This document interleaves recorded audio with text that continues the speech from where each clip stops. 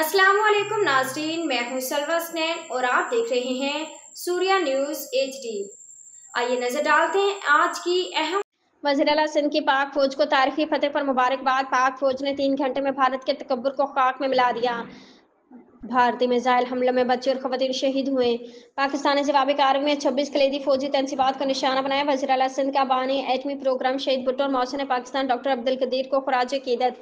सदर जरदारी ने पाक फौज की जिस तरह हिमायत की इसकी मिसाल नहीं मिलती। बिलावल भुट्टो जरदारी ने आलमी मीडिया पर पाकिस्तान का मौक़िफ़ मौसर तौर पर उजागर किया। मुराद अली शाह सिंध असम्बली में पाक अफवाज को खराज तहसीन पेश करने के लिए मुत्तफ़िक़ा करारदाद मंजूर।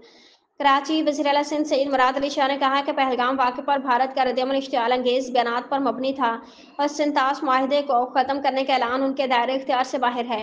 पाकिस्तान ने इस पर दो टोक मौक़िफ़ इख्तियार करते हुए वाज़ेह किया कि पानी के बहाव में किसी भी किस्म की रुकावट को जंग का ऐलान तस्वुर किया जाएगा।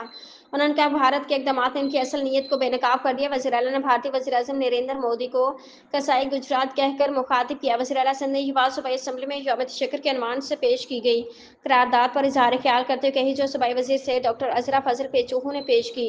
करारदाद में हालिया सरहदी कशीदगी के दौरान पाक फ़ौज के मौसर और जुर्रतमंदाना रद्द-ए-अमल को खराज तहसीन पेश किया गया।